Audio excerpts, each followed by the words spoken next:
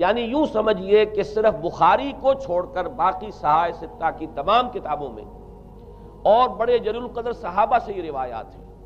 حضرت عبداللہ ابن عباس رضی اللہ تعالی عنہما حبر الامہ، حضرت عبداللہ ابن عمر رضی اللہ تعالی عنہما، حضرت ابو سعید خدری رضی اللہ تعالی عنہ، اور حضرت ابو الدرداء رضی اللہ تعالی عنہ۔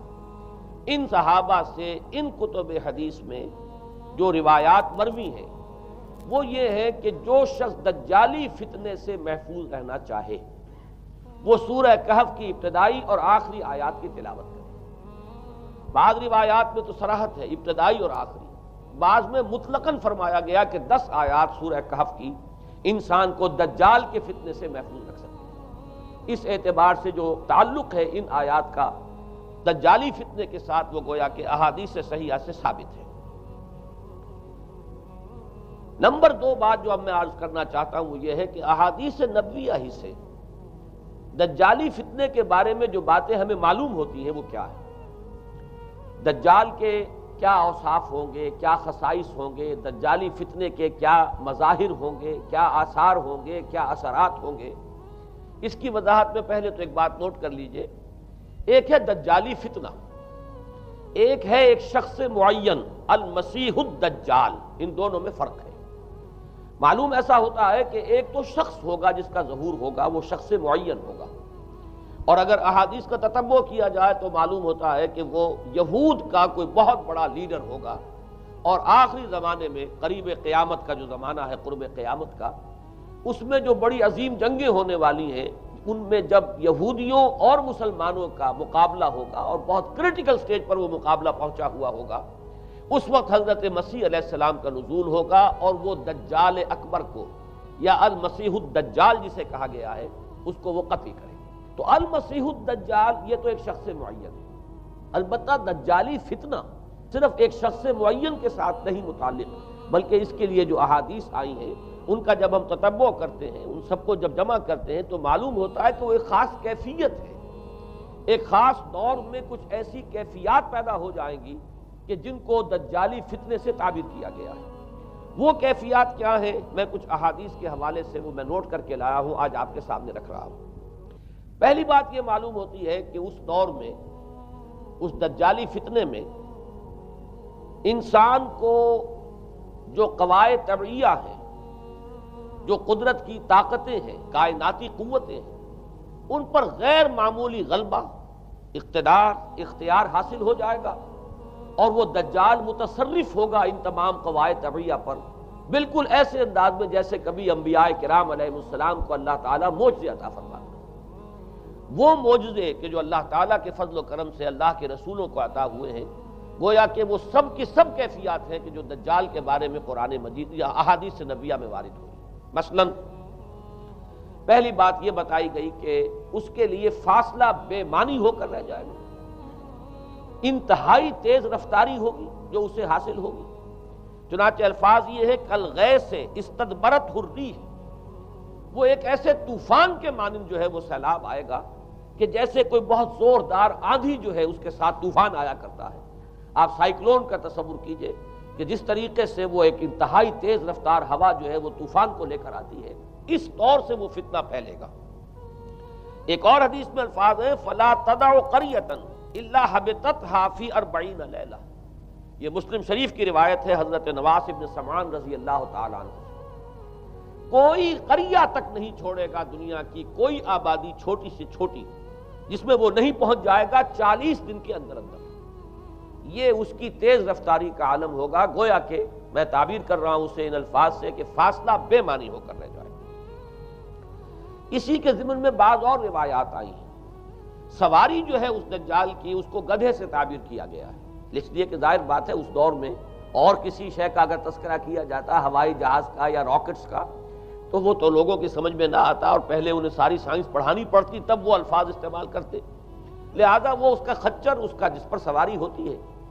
لیکن اس کی تیز رفتاری کے لیے الفاظ آئے ہیں کہ اس کا ایک قدم اگر مکے میں ہوگا تو دوسرا قدم شام میں جا کر پڑے،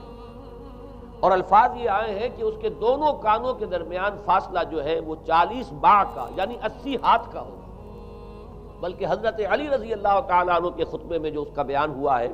کہ اس کا ایک کان جو ہے وہ 30 ہاتھ لمبا کان ہوگا اس کا. ابھی ذرا یہ صرف احادیث آپ سنتے جائیے، پھر اس کے بارے میں ان سب کو جوڑ کر جو ہمیں نتیجہ نکالنا ہے اس پر گفتگو بعد میں ہوگی. اسی طرح آواز کا معاملہ کہ اس کی آواز 4 دانگ عالم میں بیک وقت سنی جائے گی. الفاظ یہ ہے ینادی بصوت لہو یسمع لہو ما بین الخافقین، وہ ایک ایسی آواز کے ساتھ پکارے گا کہ جسے مشرق و مغرب کے مابین رہنے والا ہر شخص سنے گا. اس کی آواز جو ہے گویا کہ وہ تمام فاصلوں کے جو پردے ہیں اس کے لیے وہ حائل نہیں رہیں گے، بلکہ یہ کہ اس کی آواز جو ہے پوری دنیا میں مشرق و مغرب میں بیک وقت سنائی دے گی. تیسری بات معلوم ہوتی ہے کہ علاج معالجہ وہ اس انتہا کو اور عمل جراحی اس انتہا کو پہنچ جائے گا. یہاں وہ الفاظ آئے ہیں جو قرآن مجید میں حضرت مسیح کے معجزات کے لیے آئے. حضرت مسیح کے الفاظ جو ابرئ الاکمہ والابرص، کہ میں مادر ذات اندھے کو اور جو کوڑھ کا مرض تو ان دونوں کو میں ٹھیک کر دیتا ہوں. حضرت مسیح علیہ السلام صرف ہاتھ پھیرتے تھے اور مادر ذات جو نابینا ہے، اندھا، بینائی اس کی آ جاتی تھی، اور کوڑھی جو ہے اس کے جسم پر ہاتھ پھیرتے تھے، اس کا کوڑھ درست ہو جاتا تھا. ابرئ الاکمہ والابرص، وہی الفاظ آئے حدیث میں کہ دجال کو یہ قدرت حاصل ہو جائے گی. نمبر 2 یہ کہ وہ یحیی الموتیٰ، جیسے کہ حضرت مسیح کے الفاظ ہیں وہ احیی الموتیٰ، میں زندہ کرتا ہوں مردے کو. حضرت مسیح فرماتے تھے ایک مردے کو قم باذن اللہ، اور وہ کھڑا ہو جاتا تھا. بالکل اسی طریقے سے دجال کو بھی قدرت حاصل ہو جائے گی کہ وہ مردوں کو زندہ کرے گا. مزید وضاحت ایک حدیث میں یہ ہے کہ وہ ایک شخص کو آری کے ساتھ بیچ میں سے چیرے گا، 2 ٹکڑے کر دے گا، پھر سیدھے گا اور زندہ کر دے گا. معلوم یہ ہوا کہ علاج معالجے کا علم اور دوسرے یہ کہ جراحی کا علم جو ہے وہ اپنی ان بلندیوں کو پہنچے گا کہ اس حد تک انسان کی رسائی ہو جائے گی. چوتھی بات، اس کو زمین اور فضا پر اس قدر غلبہ حاصل ہو جائے گا. الفاظ یہ حدیث کے یامر السماء فتمطر، وہ آسمان کو حکم دے گا بارش برسا اور وہ بارش برسائے گا. والارض فتنبت، اور زمین کو حکم دے گا کہ فصلیں اگا اور وہ اگائے گی. وَيَمُرُّ بِالْخَرْبَةِ فَيَقُولُ لَهَا اُخْرُجِي كُنُوزَكَ، اور وہ کسی ویرانے پر سے گزرے گا اور اسے حکم دے گا، ویران چٹیل میدان، اور حکم دے گا کہ اپنے خزانے نکال. اور فرمایا اس کا نتیجہ یہ نکلے گا فَتَتَّبِعُهُ كُنُوزُهَا، تو اس زمین کے جو خزانے ہیں وہ نکل کے اس کے ساتھ چلنے شروع ہو جائیں گے. زمین پر قدرت، فضا پر قدرت. بارش کا حکم ہوگا وہ بارش ہو جائے گی، آسمان بارش برسائے گا، زمین اپنے خزانے اگل دے گی. پانچویں بات، وَيُبْعَثُ مَعَهُ الشَّيَاطِينُ عَلَى صُورَةِ مَن مَاتَ، اس کے ساتھ کچھ ایسے شیاطین مبعوث ہوں گے کہ جو ان صورتوں کو اختیار کریں گے ان لوگوں کی جو مر چکے ہیں. من الآباء والأمہات والمعارف، جو آباء و اجداد اور مائیں اور دادیاں اور جو بھی جان پہچان والے لوگ ہیں جو فوت ہو چکے ہوں گے، وہ ان کی صورت اختیار کریں گے. فَتَأْتِيَ أَحَدَهُمْ فَيَقُولُ أَلَسْتُ فُلَانًا أَلَسْتَ تَعْرِفُنِي، پھر وہ آئے گا اور وہ شیاطین آئیں گے اور انسان سے کسی سے بات کریں گے، کیا تم مجھے نہیں پہچانتے؟ کیا میں تمہارا فلاں رشتہ دار نہیں ہوں؟ اپنی نشانیاں بیان کریں گے اور لوگ پہچانیں گے. یہ وہ احادیث ہیں کہ جن کا جو نتیجہ نکلتا ہے اس کو پہچان لیجئے. وہ نتیجہ یہ ہے کہ حضور صلی اللہ علیہ وسلم نے دجالی فتنے کے جو اوصاف بیان کیے یا جو علامات بیان کی، ان کا حاصل یہ ہے کہ سائنس اور ٹیکنالوجی کی وہ بلندیاں انسان کو حاصل ہو جائیں گی کہ جو چیزیں کبھی رسولوں کے معجزوں سے ظہور پذیر ہوتی تھیں وہ قوانین طبیعہ پر تصرف کے باعث خود انسان کرنے لگے گا. یہ ہے در حقیقت حاصل. چنانچہ آج آپ دیکھیے وہ جو اس کا گدھا ہے وہ ہمارے آج کل کے ہوائی جہاز ہے، اور آپ کو معلوم ہے کہ یہ رڈار جو ہیں ان کے ہوائی جہازوں کے، یہ بالکل اینڈز پر ہوتے ہیں ان کے بازوؤں پر، اور یہی ان کے کان ہیں، انہی سے انہیں وہ معلومات حاصل ہوتی ہیں. خود ان کی لمبائی چوڑائی جو ہے وہ کتنی ہے،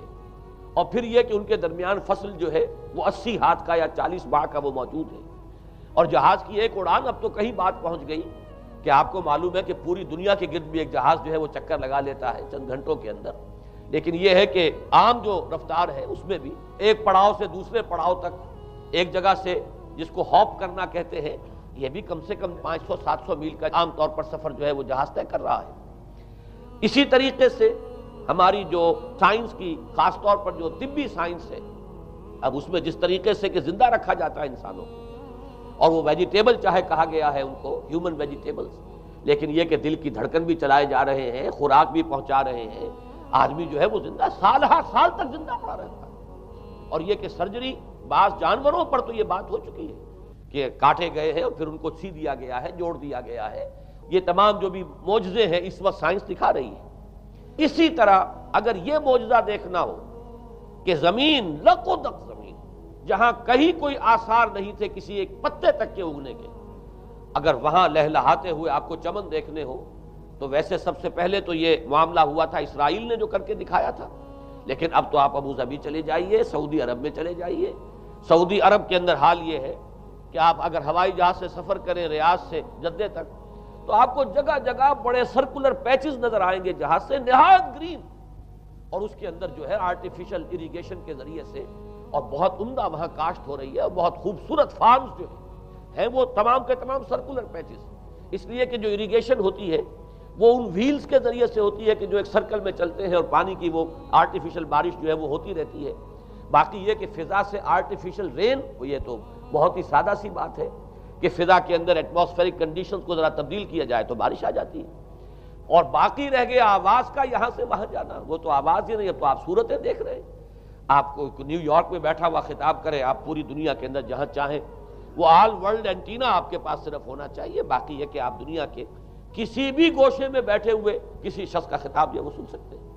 تو معلوم یہ ہوا کہ در حقیقت یہ جو دجالی فتنہ ہے، یہ جس کے اوصاف جو بیان کیے گئے، ابھی میں اس کو لفظ فتنہ سے تعبیر نہیں کر رہا، اسے جس چیز نے فتنہ بنایا وہ ابھی میں آپ سے عرض کروں گا،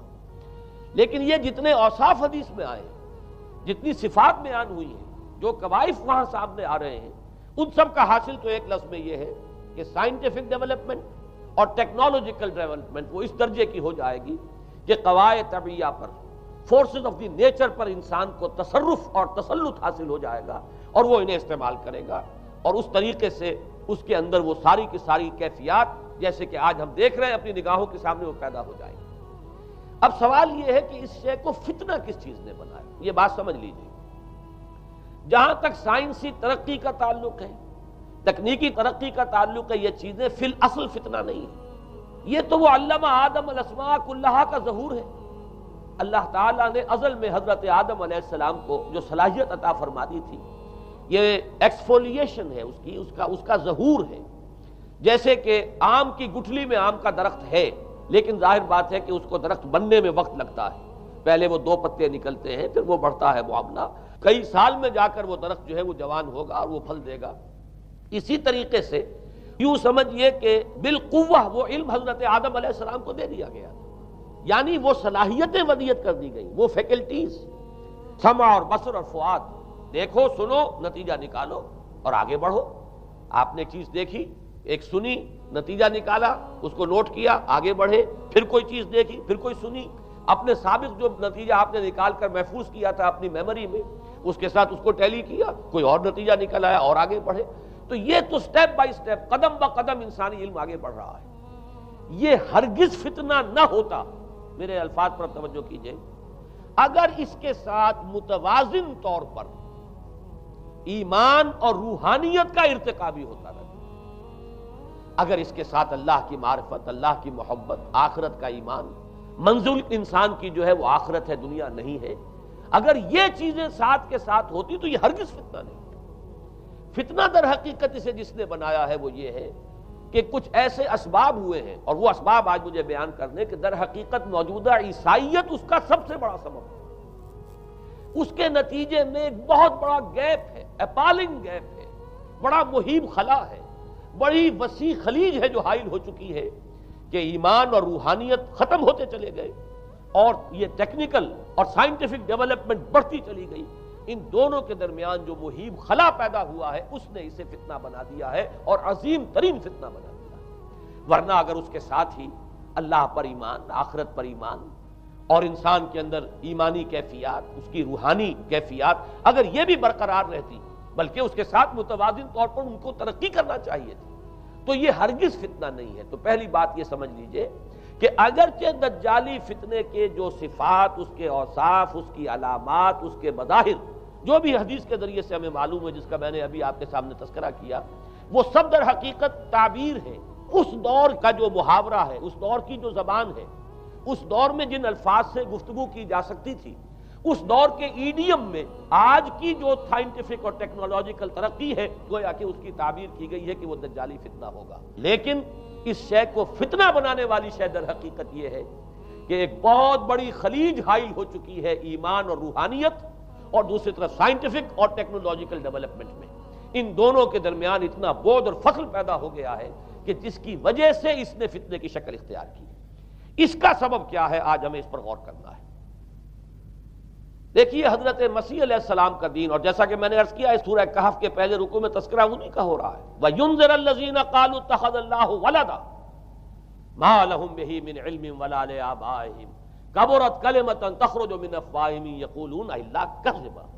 فَلَعَلَّكَ بَاخِعٌ نَفْسَكَ عَلَىٰ آثَارِهِمْ إِن لَّمْ يُؤْمِنُوا بِهَٰذَا الْحَدِيثِ أَسَفًا۔ ان آیات کا پہلے ترجمہ آپ سن لیجئے، جو پہلی آیات ہے ان کا ترجمہ ہم کر چکے ہیں۔ کل حمد اس اللہ کے لیے ہے جس نے اپنے بندے پر کتاب نازل فرمائی اور اس میں کوئی کجی نہ رکھی، جو بالکل سیدھی ہے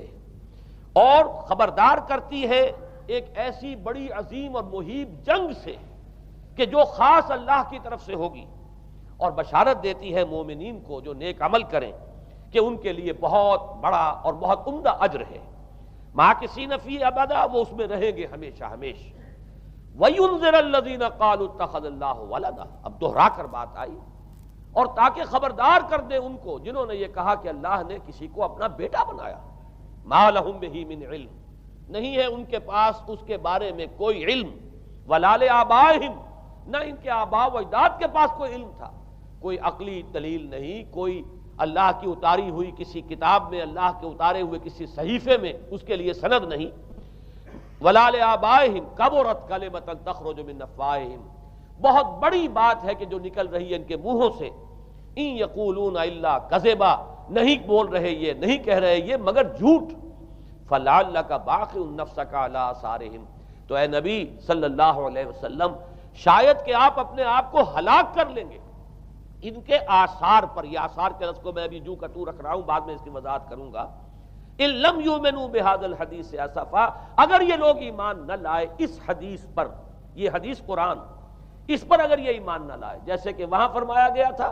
اگر رحمت خداوندی میں داخل ہونا ہے اے بنی اسرائیل تو یہ شاہدرہ ہے رحمت خداوندی کا قرآن حکیم، آؤ اور داخل ہو جاؤ۔ یہاں پر ان عیسائیوں کو متنبہ کیا جا رہا ہے اگر وہ اس حدیث پر، یہ حدیث اللہ، اللہ کی کتاب، احسن الحدیث کتابا متشابہہ فَبِأَيِّ حَدِيثٍ بَعْدَهُ يُؤْمِنُونَ، اگر اس اللہ کی حدیث پر، اللہ کی کتاب پر یہ ایمان نہ لائے تو جو ان کے آثار ہوں گے، جو نتائج نکلیں گے، ان پر اے نبی شاید کہ آپ اپنے آپ کو صدمے اور رنج اور غم سے ہلاک کر لیں۔ یہ ہے در حقیقت وہ آیات کے جن میں تذکرہ ہو رہا ہے عیسائیت کا، لیکن عیسائیت سے مراد کیا ہے اسے سمجھیے۔ حضرت مسیح علیہ السلام کا دین تو بعین ہی وہی دین تھا جو دین آدم سے لے کر محمد تک صلی اللہ علیہ وسلم وعلیہم الصلاۃ والسلام جتنے انبیاء آئے ہیں ان کے دین میں کوئی فرق نہیں تھا۔ دین توحید، وہی ایمان، البتہ شرائع کے اندر، شریعتوں میں کچھ تفصیلی احکام میں فرق ہوا ہے، شریعت موسوی اور شریعت محمدی میں علی صاحب الصلاۃ والسلام تھوڑا تھوڑا فرق ہے، دین ایک ہی ہے۔ شرع لکم من الدین ما وصی بہ نوحا والذی اوحینا الیک وما وصینا بہ ابراہیم وموسیٰ وعیسیٰ، دین میں تو ہم نے وہی شے تمہارے لیے بھی معین کی ہے مسلمانوں، کہ جس کی کہ ہم نے نوح کو وصیت کی تھی اور جس کی کہ ابراہیم کو اور موسیٰ کو اور عیسیٰ کو وصیت کی، دین ایک ہے۔ ان الدین عند اللہ الاسلام، تو دین مسیحی بھی وہی تھا بعین ہی جو دین محمدی ہے اور دین موسوی ہے صلی اللہ علیہ وسلم علیہ الصلاۃ والسلام۔ البتہ حادثہ جو نہایت عظیم پیش آیا ہے اور وہ یہ ہے کہ پال، ساؤل اس کا نام تھا پہلے، جس نے کہ اپنی زندگی میں حضرت مسیح علیہ السلام جب تک موجود تھے دنیا میں شدید انہیں تکلیفیں پہنچائیں، شدید ایذائیں پہنچائیں، ان کی مخالفت پر کمر بستہ رہا، لیکن اس کے بعد جب انہیں اٹھا لیا گیا، یا عیسائیوں کے عقیدے کے مطابق وہ سولی دیے گئے، اور اس کے بعد ان کا عقیدہ بھی یہ ہے کہ سولی پانے کے بعد پھر وہ زندہ ہو کر آسمان پر چلے گئے، جبکہ ہم یہ سمجھتے ہیں اور ہمارا ایمان ہے کہ انہیں سولی دی نہیں گئی، بلکہ انہیں تو پہلے ہی اٹھا لیا گیا تھا، ان کی جگہ کوئی اور ہے۔ انجیل برنباس نے یہ بات بالکل واضح کر دی کہ در حقیقت وہی حواریین میں سے جس نے کہ غداری کی تھی اور پکڑوایا تھا، مخبری کی تھی، وہی ہے جس کی شکل بنا دی گئی تھی حضرت مسیح علیہ السلام کے جیسی مانند، اور وہ شخص ہے کہ جو سولی چڑھا ہے۔ بہرحال عیسائیت اس وقت کی جو اس کا عقیدہ ہے اور جو ہمارا عقیدہ اور ایمان ہے، ان دونوں کی روح سے حضرت مسیح علیہ السلام آسمان پر اٹھا لیے گئے۔ اس کے بعد اس نے دین مسیحی میں نقب لگانے کے لیے، جو دین مسیح اصل دین اسلام تھا، اس کو کرپٹ کرنے کے لیے، ڈسرپٹ کرنے کے لیے، اس میں نقب لگانے کے لیے اس نے اپنے ایک مکاشفے کا ذکر کیا کہ میں آ رہا تھا سفر میں کہ مجھے حضرت مسیح نظر آئے ہیں آسمانوں میں، اور انہوں نے مجھے کہا ہے کہ اے ساؤل تو مجھے کیوں ستاتا ہے، اور تو اب فلاں جگہ جا اور میرے نام سے نبوت کر۔ اس کے بعد اس نے لبادہ اوڑھا عیسائیت کا، اور اس نے آ کر جس طرح عبداللہ ابن سبا نے محمد الرسول اللہ صلی اللہ علیہ وسلم کے دین میں نقب لگائی، اسی طریقے سے اس شخص نے دین مسیحی میں نقب لگائی۔ فرق یہ ہے کہ دین محمدی صلی اللہ علیہ وسلم، چونکہ یہ آخری دین تھا، اب کوئی اور رسول آنے والا نہیں تھا، اللہ تعالیٰ کی طرف سے اس دین کو، اس شریعت کو ایک پروٹیکشن حاصل ہے، لہذا ایک جزء کی حد تک گمراہی جو ہے پھیل سکی، کل پر محیط نہیں ہوئی۔ لیکن بدقسمتی سے دین مسیحی کے بارے میں یہ ہوا کہ کچھ عرصے تک تو کشمکش رہی ہے۔ اصل دین مسیحی پر بھی جو کاربند لوگ تھے اور جو اس کے اوپر مستقیم رہے، وہ قائم کچھ عرصے تک رہے ہیں، لیکن ہوتے ہوتے تقریباً اس دور تک آ کر جب کہ حضور کی بعثت ہوئی ہے، اصل دین مسیحی کے ماننے والے تقریباً ختم ہو چکے تھے، شاذ لوگ رہ گئے تھے، اور ان میں بھی یہ جرت نہیں تھی کہ اپنے اصل دین کا وہ اظہار کر سکے، بلکہ ہوتے ہوتے ان 600 سالوں کے اندر یہ ہوا کہ وہی پالزم جو ہے در حقیقت اس نے ہی مسیحیت کی شکل اختیار کر لی۔ یہ پالزم جو ہے یہ ہے در حقیقت، یوں سمجھیے کہ ادیان عالم کی تاریخ میں سب سے زیادہ گمراہ کن مذہب، جس کا رد عمل پیدا ہوا ہے یورپ میں، جس نے کہ اس دجالی فتنے کی شکل اختیار کی ہے۔ میں یہ چاہتا ہوں کہ اس کے ضمن میں چند باتیں آج آپ کے سامنے رکھوں۔ پال نے جو دین مسیحی میں یا دین اسلام میں جو صحیح دین ہے اللہ کا، اس میں 3 تبدیلیاں بنیادی کی۔ سب سے پہلا تو وہی جو قرآن کہہ رہا ہے، الذین قالوا اتخذ اللہ ولدا، مسیح کو، حضرت مسیح علی نبینا علیہ الصلوۃ والسلام، انہیں خدا کا بیٹا قرار دیا گیا۔ اور اس میں بھی نوٹ کیجئے، بیٹے کے لیے عربی زبان میں 2 لفظ ہیں، ابن اور ولد۔ ابن کا لفظ ذو معنیین ہے، 2 معنی ہیں اس کے۔ ابن بیٹے کو بھی کہتے ہیں، اور ابن کا کوئی معنوی تعلق بھی ہو سکتا ہے، صرف بیٹا نہیں۔ ابن السبیل مسافر کو کہتے ہیں، راستے کا بیٹا، یعنی چونکہ راستے کے ساتھ اس کا ایک تعلق ہے، راستہ چل رہا ہے، وہ تو ابن السبیل ہے۔ ابن الوقت، وقت کا بیٹا، وہ وقت کا بیٹا اس معنی میں نہیں ہے، بلکہ یہ ہے کہ جو ہر وقت جو ہے حالات کے مطابق گرگٹ کی طرح اپنا رنگ بدلتا چلا جائے، چلو تم ادھر کو ہوا ہو جدھر کی، وہ ابن الوقت ہے۔ تو ابن الوقت اسی طریقے سے جو میں نے دوسری مثال دی ہے، ان کو اگر آپ سامنے رکھیں گے تو معلوم یہ ہوا کہ ابن کے تو دونوں معنی ہو سکتے ہیں، لیکن ولد یہ بالکل مخصوص ہے اولاد کے معنی میں۔ ولد یہ تو گویا کہ صلبی اولاد۔ اور عیسائیت وہ ہے مذہب کہ جس نے کہ بدترین شرک کی صورت اختیار کی ہے، اور ان کے ہاں عقیدے میں یہ الفاظ ہیں کہ مسیح اللہ کا، خدا کا صلبی بیٹا ہے، تاکہ کوئی شک نہ رہ جائے کہ کوئی اور نسبت ہے جسے ابن سے تعبیر کیا گیا، کوئی اور تعلق ہے جس کے لیے یہ لفظ اختیار کیا گیا، صلبی کا لفظ استعمال کیا گیا ہے کہ یہ خدا کا صلبی بیٹا ہے۔ اور یوں سمجھیے اب اس کا جو نتیجہ نکلا کہ بیٹا اگر کسی کا ہے تو ظاہر بات ہے کہ وہ ہم جنس ہے، ہم نوع ہے اپنے باپ کا۔ انسان کا بیٹا انسان ہوگا، سید زادہ جو ہے سید کا بیٹا سید ہوگا، مغل کا بیٹا مغل ہوگا، گھوڑے کا بیٹا گھوڑا ہوگا، گدھے کا بیٹا گدھا ہوگا۔ معلوم یہ ہوا کہ بعین ہی جو کچھ باپ ہوتا ہے وہی بیٹا ہوتا ہے۔ لہذا اس لفظ نے در حقیقت شرک کی بدترین صورت اختیار کی کہ بالکل اللہ کے برابر، اللہ کا ہم نوع، گویا کہ بدترین شرک جو ہے شرک فی الذات ہے۔ اور شرک فی الذات کی بدترین صورت یہ ہے کہ جو عیسائیت میں آئی ہے کہ حضرت مسیح علیہ السلام کو اللہ کا صلبی بیٹا قرار دیا گیا۔ اب اس کے نتیجے میں چونکہ ظاہر بات ہے کہ آخر بائبل بھی موجود تھی، اس بائبل کو ایک دم کیسے ختم کر دیتا سینٹ پال؟ سینٹ پال کہیں یا بہرحال میں تو لفظ سینٹ اس کے ساتھ استعمال نہیں کرنا چاہتا، لیکن چونکہ ہمیں یہ ہدایت ہے قرآن مجید کی بھی کہ جو باطل معبود بنا لیے جاتے ہیں انہیں بھی ہم کوئی ان کے لیے توہین والے الفاظ استعمال نہ کریں، لہذا میں یہ لفظ استعمال کر رہا ہوں، ورنہ جی تو چاہتا ہے کہ کوئی اور لفظ اس کے لیے استعمال کیا جائے۔ لیکن جو بھی اس وقت دنیا میں اس کا معروف نام ہے پال، سینٹ پال، تو اس نے چونکہ ظاہر بات ہے کہ پوری بائبل کو کیسے ختم کر دیتا، ایک دم تورات کو کیسے ختم کر دیتا؟ تورات تو آج تک چلی آ رہی ہے بائبل کے ساتھ ملی ہوئی، the old testament, the new testament, یہ دونوں مل کر بائبل بنتی ہیں۔ لہذا اب گورکھ دھندا بنانا پڑا انہیں، وہ تسلیس والا گورکھ دھندا، 3 میں 1 1 میں 3، توحید بھی ہے تسلیس بھی ہے، 3 میں 1 1 میں 3، اور یہ وہ شے ہے کہ جس نے عقیدے کا تعلق عقل سے منقطع کر دیا۔ اس لیے سمجھ میں آنے والی بات ہے، 3 میں 1 1 میں 3 ایک گورکھ دھندا ہے۔ نتیجہ انہوں نے یہ نکالا کہ ڈوگما در حقیقت اس کا عقل سے کوئی تعلق نہیں، ڈوگما بس عقیدہ ہے، اور اس عقیدے ہی کے اوپر سارے دین کی بنیاد ہے، باقی وہ عقل میں آئے نہ آئے، عقل کے لیے قابل قبول ہو یا نہ ہو۔ یہ بات اچھی طرح سمجھ لیجئے کہ اگرچہ ہمارے ہاں بھی ہم بھی یہ بات کہتے ہیں کہ بہت سے حقائق جو ہے کائنات کے وہ ایسے ہیں کہ جن تک عقل کی رسائی نہیں ہے اس کے لیے ہم مجبور ہیں، محتاج ہیں وحی کی ہدایت کے، لیکن 2 چیزوں میں فرق کیجئے، ایک ہے عقل سے ماورا ہونا اور ایک ہے عقل کے خلاف ہونا، ان دونوں چیزوں میں زمین و آسمان کا فرق ہے۔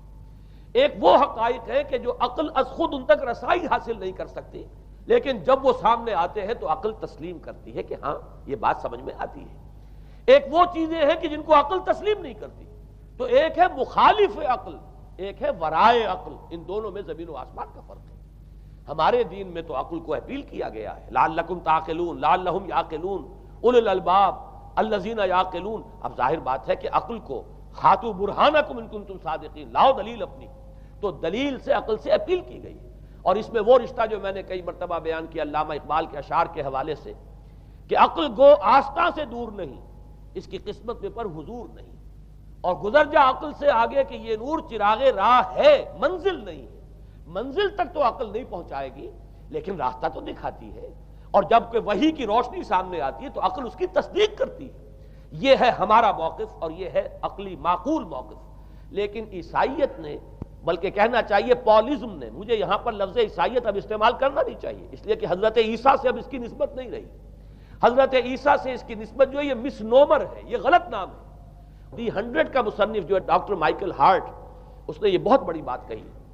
اس نے کہا در حقیقت موجودہ جو عیسائیت ہے اسے پالزم کہنا چاہیے، یہ پالزم ہے، کرسچینٹی نہیں ہے، اس لیے کہ در حقیقت حضرت مسیح علیہ السلام کی تعلیم جب تک وہ دنیا میں تھے وہ یہ نہیں تھی کہ جو پال نے دی۔ البتہ اس نے پال کو بہت بڑا شخص مانا، اس میں کوئی شک نہیں، اس لیے کہ اس شخص نے تاریخ کے ایک دھارے کا جو ہے وہ رخ موڑ دیا ہے، اللہ تعالیٰ کے صحیح دین کو گویا کہ قلع قمع کر کے ایک نیا دین اس طریقے سے پھیلایا ہے کہ آج بھی شاید دنیا میں کثیر ترین تعداد عیسائیت ہی کے نام لیواؤں کی ہے، واللہ عالم، یا شاید گوتم بدھ کے ماننے والوں کی ہے۔ بہرحال یہ کہ بہت بڑی تعداد میں آج حضرت مسیح علیہ السلام کی طرف جو منسوب ہے غلط طور پر دین، اس کے نام لیوا دنیا میں ہے۔ اس اعتبار سے وہ یقیناً اس کا تو حق لگتا ہے کہ اس کا نام بھی اس کتاب میں آئے کہ جس نے تاریخ کے اوپر اثرات اپنے پیدا کیے۔ اور حضرت مسیح علیہ السلام جب تک دنیا میں تھے، عیسائیت کی حقیقت بنی اسرائیل یا یہودیت کے ایک فرقے سے زیادہ نہیں تھی، ڈیٹیچ نہیں ہوا تھا یہ دین حضرت موسیٰ علیہ السلام کے دین سے، لیکن یہ کہ پال نے اسے بالکل ایک مستقل بذات ایک جداگانہ دین کی شکل دے دی ہے، تو یہ پالزم ہے۔ پالزم نے در حقیقت سب سے پہلا کام یہ کیا کہ عقل سے بالکل تعلق منقطع کر دیا۔ عقیدہ، ڈوگما، ڈوگما جو ہے وہ خلاف عقل، جو بات عقل میں آئے نہ آئے بس ماننی ہے۔ تو پہلی تو یوں سمجھیے کہ نقب جو لگی ہے دین کے اندر وہ اس تسلیس کے حوالے سے، اور تسلیس کا گورکھ دھندا خلاف عقل، لہذا ڈوگما کی جو کا لفظ جو استعمال ہوا ہے کہ بس اس کو تو ہم مانیں گے چاہے وہ عقل کے لیے قابل قبول ہو چاہے نہ ہو۔ دوسرا، اس سے بھی زیادہ آپ دیکھیے ایک سے ایک بڑھ کر اینٹ رکھی جا رہی ہے، خشت اول چون حد میں مار کج تاثریا میر ود دیوار کج۔ دوسرا کفارے کا عقیدہ جو مبنی ہے صلیب کے عقیدے پر۔ مسیح نے انتہائی ذلت کی موت، یعنی صلیب کی موت جو ہے وہ خود کہتے ہیں کہ انتہائی ذلت کی موت ہے۔ یہ ذلت کی موت کا پیالہ اس لیے پیا تاکہ اس کے ماننے والوں کی طرف سے کفارہ ادا ہو جائے۔ مسیح کفارہ ادا کر چکا ہے، اب جو شخص بھی مسیح کو مان لے گا اس کی گویا کہ نجات ہو گئی۔ اس کا عمل سے کوئی تعلق نہیں۔ عمل ہو نہ ہو، بد کردار ہو، اچھا کردار والا ہو، نیک ہو، بھلا ہو، جیسا بھی ہو، برا ہو، بدماش ہو، لچا ہو، لفنگا ہو، مسیح کو مان لے۔ صرف ماننے پر، اس لیے کہ مسیح تو اس کی طرف سے کفارہ پیش کر چکا، سارے گناہوں کا کفارہ جو ہے مسیح نے انتہائی ذلت آمیز موت جو ہے قبول کر کے گویا کہ اپنے ماننے والوں کے تمام گناہوں کا کفارہ دے دیا ہے۔ یہ دوسرا عقیدہ۔ اس کا نتیجہ کیا نکلا؟ تثلیث نے عقل سے تعلق توڑ دیا تھا مذہب کا، اس نے عمل سے تعلق توڑ دیا۔ ڈوگما ہی ڈوگما ہے، نہ عقل سے کوئی تعلق نہ عمل سے کوئی تعلق، کوئی تعلق نہیں رہا۔ دین کی جڑیں جو ہیں دونوں اعتبار سے، دین تو نام ان دو چیزوں کا، الا الذین آمنوا وعملوا الصالحات، دونوں کی گویا کہ جڑیں منہدم ہو گئیں، بنیادیں منہدم ہو گئیں، جڑیں کاٹ دی گئیں کہ نہ اس کا تعلق عقل کے ساتھ ہے نہ عمل کے ساتھ ہے۔ تیسری بات آئی ہے، اس نے کہا شریعت منسوخ۔ یہ عجیب ہے، دیکھیے، جسے آئرنی آف فیٹ کہتے ہیں انگریزی زبان میں۔ ابھی تک بائبل کے اندر سینٹ میتھیو کے جو روایت ہے، متی کی انجیل جسے کہا جاتا ہے، gospel of the lord according to saint Matthew, اس میں جو سرمن آف دی ماؤنٹ ہے، ایک وعظ ہونے کے اعتبار سے واقعتاً میں اس کی عظمت کا بڑا قائل ہوں، عظیم ترین وعظ ہے دنیا کا۔ اس کے شروع میں یہ الفاظ موجود ہیں، don't think I have come to destroy law, ہرگز یہ نہ سمجھنا کہ میں شریعت کو ختم کرنے آیا ہوں۔ وہ یہ کہہ کر گئے تھے کہ شریعت موسوی تم پر لاگو رہے گی، عائد رہے گی، لیکن پال نے تیسرا نقب لگایا، شریعت ساقط کر دی۔ اس کی ضرورت کیوں محسوس ہوئی یہ بھی سمجھ لیجئے۔ حضرت مسیح یہ کہہ کر گئے تھے کہ میں صرف بنی اسرائیل کے لیے آیا ہوں، میں اسرائیل کے گھرانے کی کھوئی ہوئی بھیڑوں کی تلاش میں آیا ہوں۔ انجیل میں یہ الفاظ آج بھی موجود ہیں۔ حضرت مسیح نے اپنے حواریین کو جب بھیجا ہے کہ اب جاؤ تبلیغ کرو میری طرف سے، اس کی ہدایتوں میں ایک ہدایت یہ بھی ہے کہ تمہیں صرف اسرائیلیوں تک تبلیغ کرنی ہے، باہر نہیں، میں صرف اسرائیلیوں کی طرف رسول بنا کر بھیجا گیا ہوں۔ یہ الفاظ بھی موجود ہیں، اگرچہ اس وقت کے انجیل میں جو الفاظ ہیں وہ تو میں سمجھتا ہوں کہ حضرت مسیح علیہ السلام کے شایان شان نہیں ہے، وہاں کوئی نہ کوئی تحریف ہوئی ہے لفظی، اس لیے کہ وہاں تشبیہ یہ دی گئی ہے کہ کوئی اپنے بچے کے حصے کی روٹی جو ہے کتے کے آگے نہیں ڈالتا۔ گویا کہ جینٹائلز جو ہیں، غیر بنی اسرائیلی، انہیں اس جملے کی روح سے انہیں کتوں سے تشبیہ دی جا رہی ہے کہ میرے پاس میرے بچوں کے حصے کی روٹی ہے، میرے بچے ہیں اسرائیلی، میری روٹی جو ہے یہ جو میرے پاس ہے وہ اسرائیلیوں کے لیے ہے، کوئی اپنے بچوں کے حصے کی روٹی کتے کو نہیں کھلاتا۔ یہ جملہ تو میں سمجھتا ہوں حضرت مسیح کا نہیں ہو سکتا، لیکن یہ ہدایت کہ تمہیں تبلیغ صرف اسرائیلیوں میں کرنی ہے، یہ قرآن مجید کی روح سے ثابت ہے، اس لیے کہ قرآن بھی یہ کہتا ہے کہ رسولاً الی بنی اسرائیل، حضرت مسیح علیہ السلام رسول بنا کر بھیجے گئے تھے بنی اسرائیل کی طرف، اس لیے کہ وہ یوں سمجھیے کہ جسے ہمارے ہاں عام اصطلاحات میں علماء کہا کرتے ہیں تاج و تخت ختم نبوت، وہ تاج و تخت ختم نبوت تو ابھی منتظر تھا محمد الرسول اللہ صلی اللہ علیہ وسلم کی آمد کا، کہ وہی آئیں گے تو انہی کی بعثت ہوگی پوری نوع انسانی کی طرف۔ آپ سے پہلے کسی رسول کی بعثت پوری نوع انسانی کی طرف نہیں ہوئی بشمول حضرت مسیح علیہ السلام۔ ہر جو ہے رسول جو آیا ہے آپ سے پہلے اپنی اپنی قوموں کی طرف آیا ہے، لیکن اس پال نے کیا کیا؟ پہلے تو یہ اصول توڑا،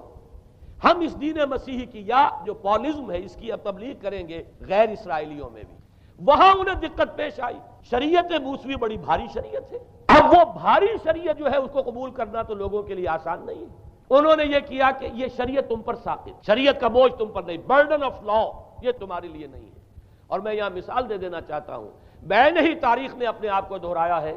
عبداللہ ابن سبا نے جو فتنہ شروع کیا تھا ہمارے ہاں، ہماری تاریخ میں جو اس کے اثرات پھر پیدا ہوئے ہیں، ان میں سے ایک جو ہے وہ شکل وہ اسماعیلیت والی ہے، کہ اسماعیلیت نے بھی بین ہی یہی شکل اختیار کی ہے۔ ہندوستان میں آ کر جب اسماعیلی داعیوں نے جب تبلیغ کی ہے تو شریعت ساقط کر دی۔ آج آپ کو جو اسماعیلی ملیں گے ان کے ہاں کوئی شریعت نہیں ہے، کوئی نماز نہیں، مسجد ان کی ہوتی نہیں، جماعت خانہ ہوتا ہے، وہ کلب گھر ہے، آتے ہیں جمع ہوتے ہیں، کھانا کھاتے ہیں، اللہ اللہ خیر صلی اللہ کو باتیں چیتیں کرتے ہیں، ان کے اوپر شریعت ہے ہی نہیں، نہ روزہ ہے نہ نماز ہے۔ اور بین ہی وہی جو اختیارات میں ابھی آپ کو بتاؤں گا کہ جو پوپ کے ہیں وہی ان کے امام حاضر کے اختیارات ہیں۔ بہرحال تیسری نقب جو میں نے عرض کیا آپ سے وہ یہ تھی کہ شریعت منسوخ، اس کا نتیجہ کیا نکلا؟ اب دیکھیے ذرا غور کیجئے، ایک بہت بڑا خلا پیدا ہو گیا، وہ خلا کون پر کرے گا؟ شریعت کے بارے میں سارے اختیارات اب پوپ کو حاصل ہیں، وہ جس چیز کو چاہے حلال کر دے، جس چیز کو چاہے حرام کر دے، جس چیز کو چاہے قرار دے دے کہ یہ ممنوع ہے، جس چیز کی چاہے اجازت دے دے، اس لیے کہ اب شریعت تو رہی نہیں، خلا ہے، اس میں سوالات تو پیدا ہوں گے، یہ کام کیا جائے یا نہ کیا جائے، کون کرے گا؟ تو جب شریعت ختم ہوئی تو سارا اختیار پوپ کے ہاتھ میں آ گیا ہے۔ یہ میں بعد میں ذرا اور تفصیل سے بتاؤں گا کہ کیسے کیسے اختیارات پھر مذہبی طبقے کے ہاتھ میں آئے ہیں۔